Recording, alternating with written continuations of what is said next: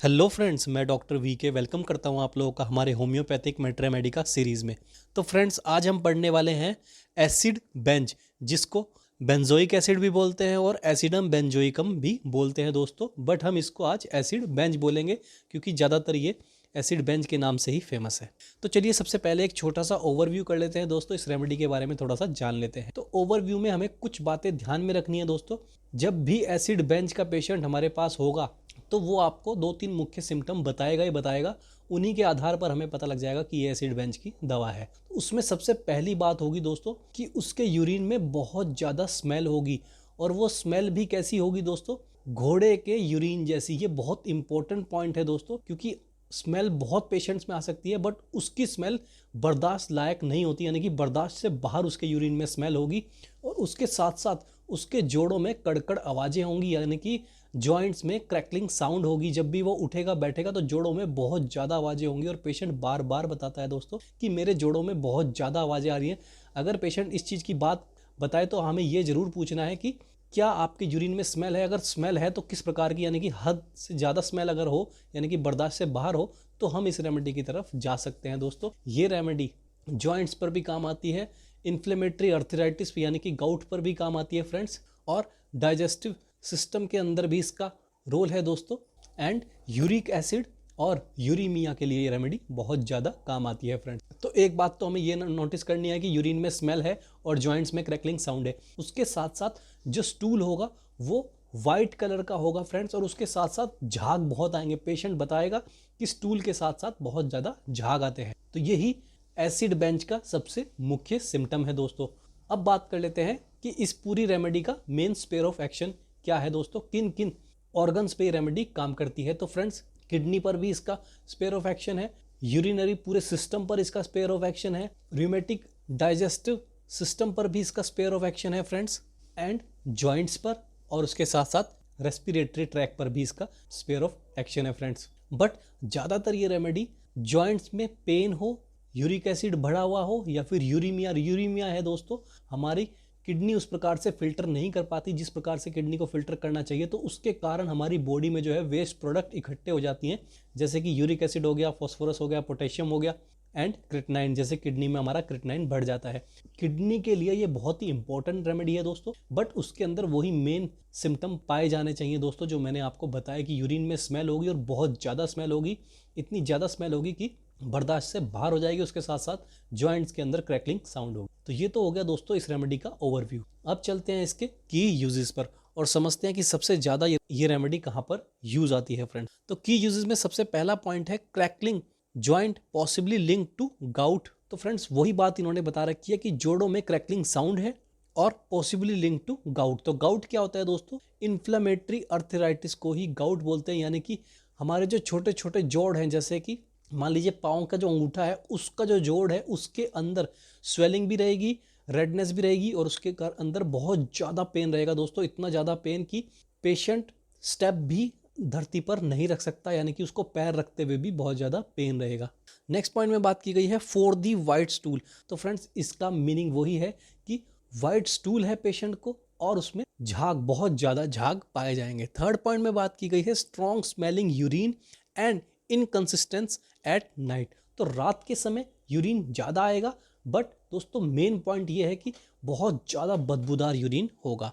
And last में बात की गई है फ्रेंड्स वॉन्डरिंग पेन। तो पेन कैसा होगा, मान लीजिए जोड़ों में दर्द हो रहा है तो दर्द का सेंसेशंस कैसी रहेंगी, पेशेंट फील क्या करेगा, लहर वाला पेन, यानी कि वॉन्डरिंग पेन है। ऐसे एक लहर सी दौड़ती है, यानी कि बिजली सी दौड़ जाती है। पेशेंट 2-3 वर्ड का ही ज़्यादा इस्तेमाल करता है, एक तो लहर दौड़ गई, ऐसा दर्द है कि लहरें सी दौड़ती हैं, पैर भी धरती पर नहीं रखा जाता, या फिर बिजली सी दौड़ गई, यानी कि वो इस प्रकार का पेन है कि एकदम असहनीय हो जाता है। तो फ्रेंड्स, ये तो हो गए एसिड बेंच के की यूजेस, यानी कि ये रेमेडी कहाँ पर ज़्यादा यूज़ आती है। चलिए अब इसकी मेन पेज पर चलते हैं दोस्तों और जानते हैं इसकी फिजिकल सिम्टम्स को, मेंटल सिम्टम्स को, एज वेल एज इसकी मोडेलिटीज़ को, यानी कि पेशेंट को एग्रावेशन कब होगा एंड पेशेंट को अम्लियरेशन कब होगा। तो फ्रेंड्स, ये आ गए हम बेंजोइक एसिड की रेमेडी प्रोफाइल पर। चलिए लाइन बाय लाइन समझते हैं ताकि आप लोगों को आसानी रहे। Benzoic acid is best suited to those who tends to alternate between excitable behavior and a state of deep stuporous sleep, generally dull and weariness। तो पेशेंट के नेचर के बारे में बताया गया है दोस्तों, किस प्रकार का पेशेंट होगा। एकदम से नेचर बदलने वाला होगा, यानी कि अभी तो वो बहुत ज़्यादा एक्साइटेड है बट कुछ समय बाद ही वो एकदम डल पड़ जाएगा, ऐसी गहरी नींद में जाएगा कि मतलब उसको ऐसा लगेगा कि बस मैं अब सो जाऊं, यानी कि एकदम से बहुत ज़्यादा डल हो जाएगा दोस्त। तो एकदम से नेचर उसका बदल जाता है और उसके साथ साथ बहुत ज़्यादा चिंतित वो पेशेंट हो जाता है, यानी कि जरा जरा सी बात की चिंता करेगा। वो वेरीनेस है, यानी कि उसके अंदर चीज़ों को लेकर चिंता पैदा हो जाती है।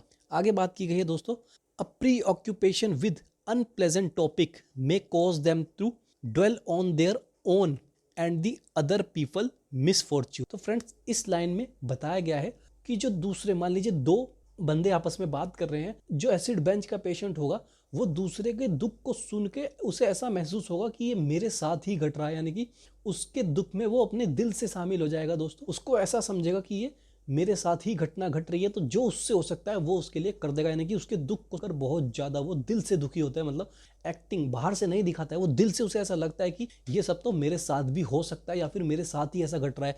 तो दूसरे की बात को, यानी कि पीपल का जो मिसफॉर्च्यून है, यानी कि उसके साथ जो समस्या आई है, वो अपने दिल पे ले लेगा पेशेंट। उसे लगेगा कि ऐसा मेरे साथ ही हो रहा है, तो बहुत ज़्यादा एकदम दिल से वो बहुत ज़्यादा सेंसिटिव है और इमोशनल है। आगे बात की गई है friend, they are often extreme sensitive to noise specially if they have Meniere's disease. तो फ्रेंड्स, ये मेनियर्स डिजीज जो है ईयर की डिजीज होती है। इसमें क्या होता है, हमारे कान में इतनी ज़्यादा सेंसिटिविटी हो जाती है कि थोड़ी सी आवाज़ भी बर्दाश्त नहीं होती है दोस्तों। तो उसी डिजीज़ के कारण इस पेशेंट को बहुत ज़्यादा सेंसिटिविटी होगी नॉइस से, तो शोर इसको बिल्कुल बर्दाश्त नहीं होगा दोस्तों। आगे बात की गई है friends, babies who respond well to benzoic acid link to be picked up and held but dislike being laid down. तो बच्चों के केस में रेमेडी किस प्रकार से पहचानेंगे दोस्तों, वो बच्चा जो घूमना चाहेगा, उसे कोई भी गोद में ले लेगा ना तो वो एकदम से गोद में आ जाए, बट वो लेटना नहीं चाहता, किसी भी हाल में वो लेटना नहीं चाहेगा दोस्तों। लेटते ही वो पेशेंट बच्चा रोने लग जाएगा।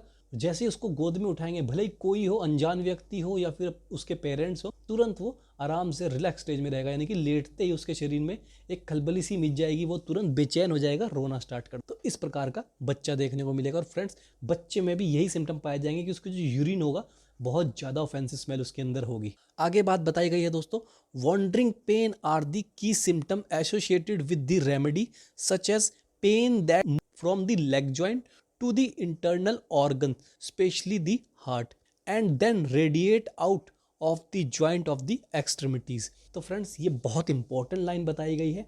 वॉन्डरिंग पेन के बारे में बताया गया नहीं, कैसा पेन, जो दर्द एकदम से एक जॉइंट से गया सीधा दिल की तरफ, यानी कि एक लहर सी गई दिल की तरफ और दिल से वापस वो पूरे जोड़ों में फैल गया। तो इस प्रकार का पेन है, यानी कि थमता नहीं है, रुकता नहीं है, घूमता रहेगा शरीर में एक बिजली की तरह, यहाँ से वहाँ, यानी कि एक जॉइंट से दूसरे जॉइंट पर या फिर एक जॉइंट से हार्ट की तरफ जाएगा। हार्ट में ऐसा लगेगा कि थोड़ा सा पेन हुआ है, एक झटका सा आया और उसके बाद तुरंत जोड़ों की तरफ वो दर्द बढ़ जाएगा। बट ज़्यादातर जो मैंने एक्सपीरियंस किया है दोस्तों, वो जोड़ों में ज़्यादा दिक्कत बताता है पेशेंट, यानी कि जब आप मोडालिटीज़ पढ़ेंगे तब भी आपको समझ आ जाएगा कि कब एग्रावेशन है, कब एमिलियरेशन है। बट उसका यूरिक एसिड बड़े होने के कारण उसके सारे छोटे छोटे जोड़ों में बहुत ज़्यादा पेन होगा दोस्तों। इतना ज़्यादा पेन कि ना तो वो बहुत ज़्यादा मूव कर सकता है और फर्स्ट स्टेप रखते हुए भी उसको बहुत ज़्यादा प्रॉब्लम आएगी दोस्तों। तो ज़्यादा इसकी जो अफेक्शन है इस रेमेडी का, वो जॉइंट्स पर है, जैसे कि मैंने एक्सपीरियंस किया है दोस्तों। आगे बात की गई है, अदर सिम्टम में include joint that crack with redness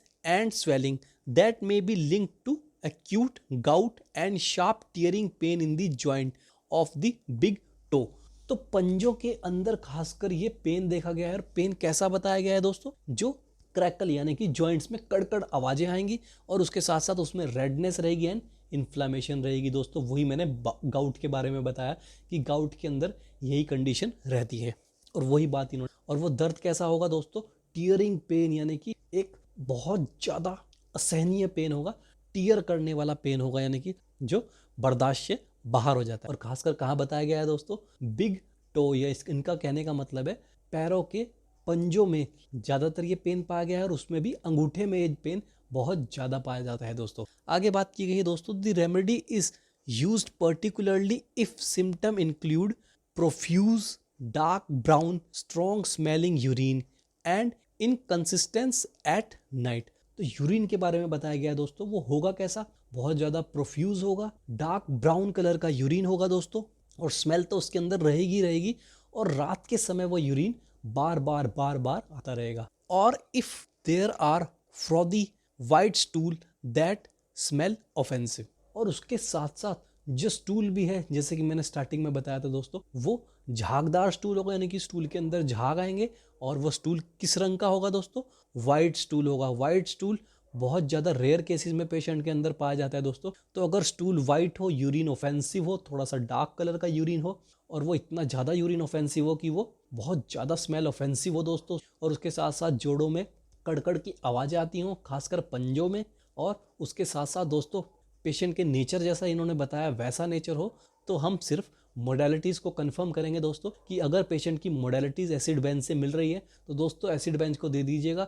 100% patient को रिलीफ मिलेगा, भले ही जितना मर्जी पुराना उसको जोड़ों में दर्द हो दोस्तों। चलिए अब हम इसकी सबसे मेन पॉइंट की बात कर लेते हैं दोस्तों, जो कि है मोडेलिटीज़। तो मोडेलिटीज़ में क्या बताया गया है दोस्तों, सिम्टम बेटर कब हो रहे हैं, फॉर वार्म, गर्म से उसको थोड़ा आराम मिलेगा, रेस्ट से उसको आराम मिलेगा, for passing large quantity of urine, तो जब भी बहुत ज़्यादा यूरिन पास होगा तो फ्रेंड्स उसको आराम मिलेगा। और ऐसा क्यों है, क्यों उसको आराम मिल रहा है, क्योंकि जैसे कि हमने स्टार्टिंग में पढ़ा था दोस्तों, यूरीमिया या फिर यूरिक एसिड में ये रेमेडी काम आती है, यानी कि ये दोनों चीज़ें बढ़ जाएं। यूरिक एसिड यानी कि हमारी बॉडी के अंदर यूरिक एसिड बढ़ रहा है, यानी कि वो चीज़ अगर निकलेगी तो कहाँ से निकलेगी दोस्तों, या तो पर्सपिरेशन से बाहर निकलेगी या फिर यूरिन के थ्रू बाहर निकलेगी, और सबसे ज़्यादा यूरिन के थ्रू ही वो चीज़ बाहर निकलती है। तो जब भी हमारी बॉडी का जो वेस्ट प्रोडक्ट है वो जितना ज़्यादा बाहर जाएगा उतना ही पेशेंट को रिलीफ मिलेगा, पेन में भी, एज वेल एज उसके मेंटल सिम्टम में भी, एज वेल एज उसके डाइजेस्टिव सिस्टम में भी। क्योंकि दोस्तों जब किडनी पे इफेक्ट आता है तो हमारी पूरी बॉडी पर इफेक्ट आ जाता है, खाने पीने में भूख नहीं लगती है, और एडिमा भी आ जाता है साथ के साथ में, और बहुत जल्दी पेशेंट थक जाता है, एनीमिया भी उसके अंदर हो जाता है, यानी कि खून भी उस प्रकार से नहीं बन पाता है।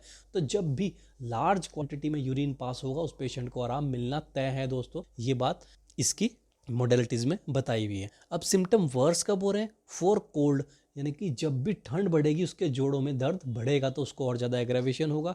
फॉर डैम्प वेदर, नमी बारिश वाला वेदर उसको और ज़्यादा परेशान करेगा। फॉर ड्राफ्ट, यानी कि अगर ठंडी हवा का झोंका उसको आ रहा है तो भी पेशेंट परेशान होगा दोस्तों। और movement for scanty flow of urine, for chocolate, for sweet, for alcohol, for coffee, for wine, तो ये सब चीज़ें जिनके अंदर हाई अमाउंट ऑफ कैफीन है, जैसे कि कॉफ़ी में बताया गया है, और या फिर चॉकलेट्स के अंदर बहुत सारे केमिकल्स आजकल डले होते हैं दोस्तों, और अल्कोहल तो दोस्तों उसका यूरिक एसिड को और ज़्यादा बढ़ा देगी। तो ये सब चीज़ें जो उसके अंदर वेस्ट प्रोडक्ट और ज़्यादा बढ़ा रही हैं, उन सब चीज़ों से उसको एग्रावेशन होगा दोस्तों। बट अगर यूरिन ज़्यादा आ रहा है तो उसको बहुत ज़्यादा आराम मिले। तो ये दोस्तों इसकी मोडेलिटीज़ हो गई। तो फ्रेंड्स ये था पूरा एसिड बेंच का एक ओवरव्यू दोस्तों। आशा करता हूँ आप लोगों को आज ये रेमेडी अच्छे से समझ आई होगी। बट अगर डाउट है दोस्तों तो कमेंट बॉक्स में कमेंट कीजिए, आपकी क्वेरी को जरूर कंप्लीट किया जाएगा। तो फ्रेंड्स आज के लिए इतना ही, कल आपसे फिर मिलेंगे एक नई रेमेडी के साथ। तब तक के लिए धन्यवाद।